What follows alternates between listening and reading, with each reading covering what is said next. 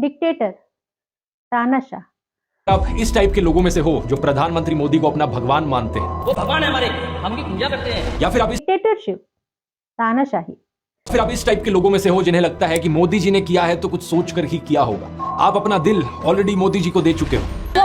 इन दिनों इन शब्दों का काफी इस्तेमाल हो रहा है और ये इस्तेमाल नया नहीं है। दरअसल 2014 से जब से एनडीए की सरकार भारत में आई है और जब से प्रधानमंत्री नरेंद्र मोदी इस देश के प्रधानमंत्री बने हैं, उसके बाद से ही जो विपक्षी हैं और विपक्षियों द्वारा जो पोषित लोग हैं, वो लगातार इस शब्द को प्रधानमंत्री नरेंद्र मोदी के साथ जोड़ने की कोशिश करते हैं। मुश्किल हो सकता है अपनी आंखें खोलकर सच हजम करना, लेकिन बाकी सब लोगों के लिए अगर आप सही मायनों में देश की परवाह करते हो तो आज का ये वीडियो तो आज हम बात करेंगे डिक्टेटर पर, डिक्टेटरशिप पर, तानाशाह पर और तानाशाही पर। दरअसल तानाशाही होती क्या है और क्या सचमुच प्रधानमंत्री नरेंद्र मोदी तानाशाह हैं? क्योंकि बहुत से लोगों के साथ अब विदेश में पलने वाले लोग भी उन पर यह आरोप लगाने लगे हैं। तो आइए शुरू करते हैं। आज हम 3 प्रश्नों का जवाब खोजने की कोशिश करेंगे। पहला ये कि क्या प्रधानमंत्री नरेंद्र मोदी तानाशाह हैं? दूसरा ये कि अगर वो तानाशाह नहीं है तो उन पर इस तरह के आरोप क्यों लगते हैं? तीसरा ये कि विदेश में बैठे हुए लोग खुद को भारतीय कैसे कह लेते हैं और खुद को भारत से जोड़ कैसे लेते हैं? इन्हीं बातों पर चर्चा करेंगे। आप बने रहिए हमारे साथ। करते हैं कि हमारा देश वन नेशन वन पार्टी की ओर आगे बढ़ रहा है। मीडिया से ऑपोजिशन की आवाज को पूरी तरीके से खत्म कर देना। नमस्कार, मैं हूं नीलम शुक्ला देवांगन और आप देख रहे हैं दर्श मीडिया। आज हम बात कर रहे हैं तानाशाह की, तानाशाह मोदी की। जनता से प्रोटेस्ट करने का अधिकार ही छीन लेना और अगर कोई प्रोटेस्ट करे तो उनका टीयर गैस और रबर बुलेट से स्वागत करना। इलेक्टोरल जी हाँ, तानाशाह मोदी, जिनसे ये शब्द इस तरह से जोड़ने की कोशिश की जाती है जैसे वो उस शब्द को लेकर पैदा हुए। क्या हमारे देश में डेमोक्रेसी खत्म हो चुकी है? ये एक बड़ा सीरियस सवाल है। आप में से कई लोग इस सवाल को सुनकर जवाब देंगे ऑब्वियसली नहीं। ऐसा लगता है जैसे वो भी उन लोगों में शामिल हैं जो सिल्वर स्पून लेकर पैदा हुए हैं और उन्हें जो ये देश है और इस देश की सत्ता है थाली में परोस कर दे दी गई है, जैसे कुछ परिवारवादी लोगों को दे दी गई है। लोगों को लगता है, कुछ लोगों की ये मानसिकता है कि उसी परिवार के हाथ में भारत की सत्ता होनी चाहिए, वही परिवार यहाँ का सर्वे सर्वा होना चाहिए और अगर दूसरा कोई आ जाता है तो वो तानाशाह बन जाता है। तानाशाह होता क्या है? दरअसल तानाशाह वो होता है जो सारे काम अपनी मर्जी से करवा लेता है, हर एक काम में दखलंदाजी करता है, फिर चाहे वो देश का कानून बनाए, चाहे वो राज्यों का कानून बनाए, चाहे वो छोटी सी पंचायत का कानून बनाए। तानाशाह ये सब कुछ करता है।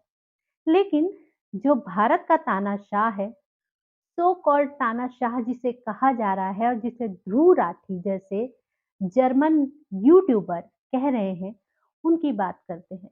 मैं प्रधानमंत्री मोदी से कहना चाहूंगा, थोड़ी मर्यादा रखिए। लानत है ऐसे तानाशाह पर जो लगातार क्रिटिसिज्म सहता जाता है, लोग उसके खिलाफ बोलते हैं और वो चुपचाप देश चला रहा है।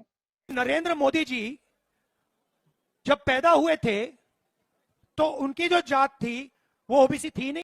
लानत है ऐसे तानाशाह पर जो कई प्रदेशों में अपना मुख्यमंत्री नहीं बना पाता, दूसरे पार्टियों के मुख्यमंत्री का समर्थन करता है, लेकिन वो तानाशाह है। लानत है ऐसे तानाशाह पर।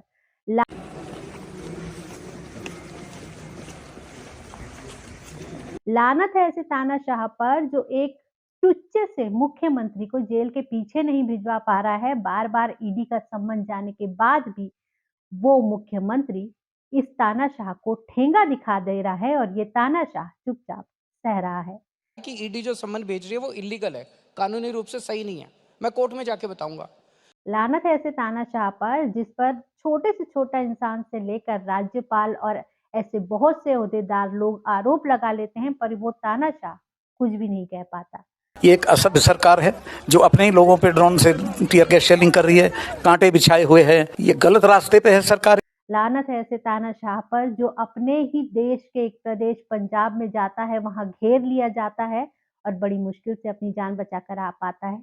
लानत है ऐसे तानाशाह पर। Khalistani propaganda in the PM security breach matter. Let's play that out. लानत है ऐसे तानाशाह पर जिसकी नाक के नीचे शाहीन बाग हो जाता है, जिसकी नाक के नीचे किसान आंदोलन हो जाता है और वो कुछ नहीं कर पाता। इंतिफादा इंकुलाब या कुदस या कुदस इंतिफादा इंकुलाब। लानत है ऐसे तानाशाह पर जो अपने ही बनाए कानूनों को वापस ले लेता है, अपने ही कानूनों को इस देश में लागू नहीं कर पाता है, जबकि उसकी पूर्ण बहुमत की सरकार है।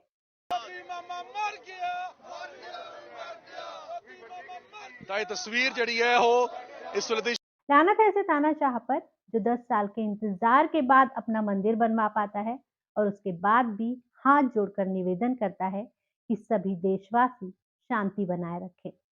लानत है ऐसे तानाशाह पर जो विपक्षियों का मुंह नहीं बंद करवा पाता है, लगातार सोशल मीडिया पर क्रिटिसिज्म झेलता है, जो लगातार इस बात को झेलता है कि अगर कोई उसकी तारीफ कर दे तो वो गोदी मीडिया हो जाता है। लानत है ऐसे तानाशाह पर।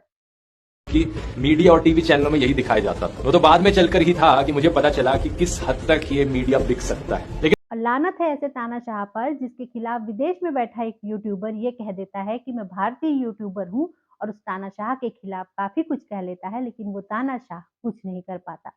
सच्चे दिल से अपने आप से पूछकर देखो, अगर प्रधानमंत्री मोदी को सही में देश की चिंता होती, देशवासियों की चिंता होती, तो क्या वो ऐसी हरकतें करते? अब आप लेकिन यही तानाशाह पूरे देश में सड़कों का जाल बिछा देता है, बहुत सारे हाईवे शुरू करवा देता है, कई एम्स बना देता है, बहुत सारी तकनीकी क्षेत्र में भारत को आगे बढ़ा ले जाता है, अंतरिक्ष में भारत का झंडा फहराता है और साथ ही देश के विकास को, देश की अर्थव्यवस्था को ऊंचाइयों पर ले जाता है जहां तक भारत अपने आजादी के बाद नहीं पहुंच पाया था। तो अगर ऐसा तानाशाह है तो शायद हर भारतीय को ऐसे ही तानाशाह चाहिए। लेकिन हाँ, जर्मन यूट्यूबर ध्रुव राठी को ऐसा तानाशाह नहीं चाहिए और उन्हें मिला भी नहीं है। उनके देश में तानाशाह नहीं है। भले ही ध्रुव राठी जैसे लोग अपने आप को भारतीय यूट्यूबर बताएं, जबकि रहते वो जर्मनी में है, शादी उन्होंने जर्मनी में की है, टैक्स वो जर्मनी में भरते हैं, लेकिन अपने आप को भारत का सपूत बताते हैं। दरअसल ध्रुव राठी उतने ही भारतीय हैं जितने ऋषि सुनक है। अब आप अंदाजा लगा सकते हैं कि ध्रुव राठी को भारत की हकीकत कितना पता होगी। उन्हें वही पता चलता होगा जो उनकी पीआर एजेंसी उन्हें भेजती होगी और उन्हें वही पता चलता होगा जो उन्हें उनके आका जो उन्हें पैसे देते हैं वो भेजते होंगे।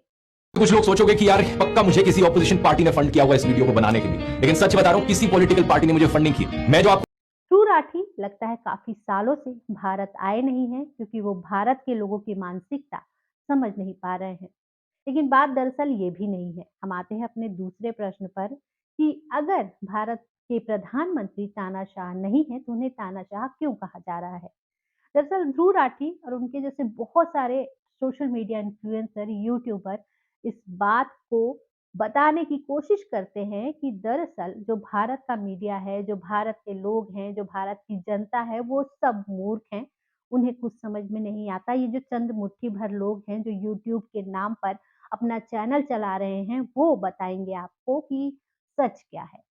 दरअसल ये वो लोग हैं जो लोगों को इन्फ्लुएंस करने की कोशिश करते हैं कि भारत में कुछ भी अच्छा नहीं चल रहा है। आपको अगर अच्छा लग भी रहा है, अगर आपको कामकाज मिल भी रहा है, अगर आपको 2 वक्त की रोटी मिल भी रही है, तो भी वो सब सच नहीं है, वो सब भ्रम है। दरअसल इन्होंने वो चश्मा पहन रखा है जो विपक्षियों ने इन्हें पहनाया है, वामपंथियों ने इन्हें पहनाया है। अगर आप ध्रुव राठी की आईडी पर जाकर देखेंगे तो उनकी आईडी पर लगातार इसी तरह के वीडियो उन्होंने पोस्ट किए हैं जहां पर उन्होंने भारत को क्रिटिसाइज किया है, भारत के लोगों को क्रिटिसाइज किया है। वो भारत के लोगों को सरासर झूठा बताते हैं क्योंकि वो हर बार ये कहते हैं कि नरेंद्र मोदी सही चॉइस नहीं है। मैं बीजेपी वाले लोगों से सीधा कहना चाहूंगा कि थोड़ी सी भी शर्म आती है तुम लोगों को? कभी कॉन्स्टिट्यूशन पढ़ा? मोदी फैन हो तो एक सेकंड के लिए उस ख्याल को अपने दिमाग से निकाल दो और सच्चे दिल से अपने आप से पूछकर देखो, अगर प्रधानमंत्री मोदी को सही में देश की चिंता होती तो क्या वो ऐसी हरकतें करते? अब क्या हमारे देश में डेमोक्रेसी खत्म हो चुकी है? ये एक बड़ा सीरियस सवाल है। आप में से कई लोग इस सवाल को सुनकर जवाब देंगे। और इसका साफ मतलब है कि भारत के लोग, भारत में रहने वाले लोग बेवकूफ हैं और जर्मनी जाकर बस गया एक व्यक्ति जो अपने परिवार को छोड़कर चला गया है वहां शादी करने के लिए, वो सही है। या फिर आप इस टाइप के लोगों में से हो जिन्हें लगता है कि मोदी जी ने किया है तो कुछ सोचकर ही किया होगा। आप अपना दिल ऑलरेडी मोदी जी को दे चुके हो। लेकिन ध्रुव राठी ने मोदी के डिक्टेटरशिप पर ये जो वीडियो बनाया है उसका जो पर्पस था वो सॉल्व हो चुका है। उनका पर्पस क्या था कि उनका वीडियो मिलियंस में लोग देखें और लोगों ने देखा।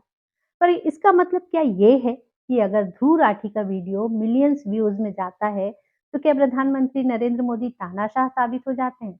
इसका जवाब है बिल्कुल भी नहीं।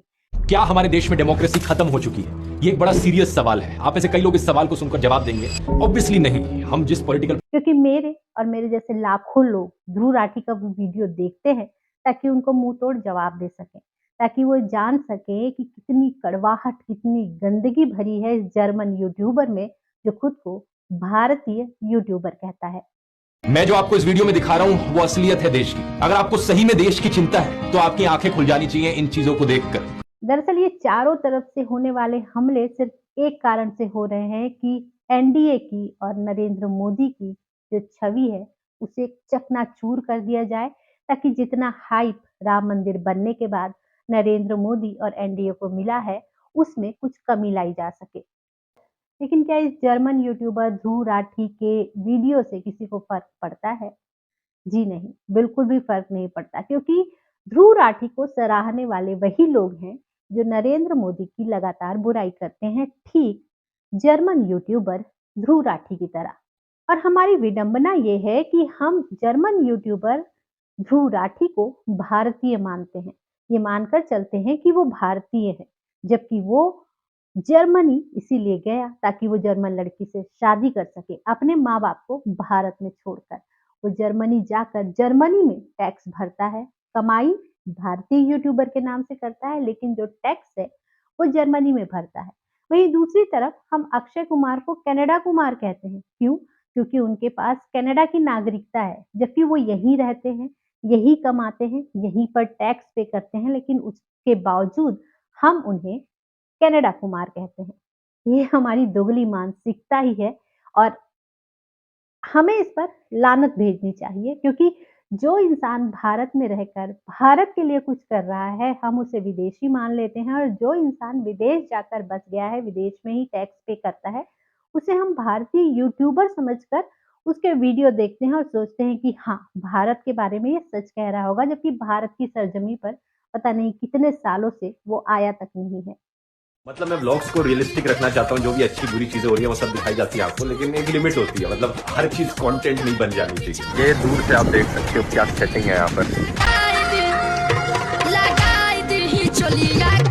तो भाई व्यूज होने का मतलब ये नहीं है कि इस टुच्चे से यूट्यूबर नहीं, टुच्चा तो यूट्यूबर नहीं है, क्योंकि इसके मिलियंस में फॉलोअर्स हैं, मिलियंस में इसके व्यूज जाते हैं, तो टुच्चा तो बिल्कुल नहीं हो सकता। कमाई में तो बहुत तेज है, लेकिन ये देश के लिए अच्छा सोचता है कि नहीं, ये आपको सोचने की जरूरत है। ये हर उस मसले पर वीडियो बनाता है जिस पर भारत एकजुट होता है, फिर चाहे वो कश्मीर फाइल्स हो, चाहे वो नरेंद्र मोदी हो, चाहे वो राम मंदिर हो, चाहे वो दूसरा कोई मसला हो। इस तरह के यूट्यूबर्स पर सवाल उठाए जाते हैं तो वो कहते हैं कि भाई हम तो सच कहते हैं और सच कहने वालों को लोग सुन नहीं सकते। लेकिन सच हमने भी आपको बताया इस वीडियो के जरिए। अगर तानाशाह मोदी जैसा हो तो मुझे लगता है कि भारत में ऐसे तानाशाहों की बहुत ज़रूरत है अगले कई सालों तक, ताकि देश की हालत, देश की स्थिति, देश की अर्थव्यवस्था सुधर सके। आपको मेरा ये वीडियो कैसा लगा मुझे ज़रूर बताइएगा, और हाँ, अगर ध्रुव राठी को लेकर आपकी आंखें खुली हो तो उनको लानत ज़रूर भेजिएगा। तो आज के लिए बस इतना ही, मुझे दीजिए इजाज़त। नमस्कार।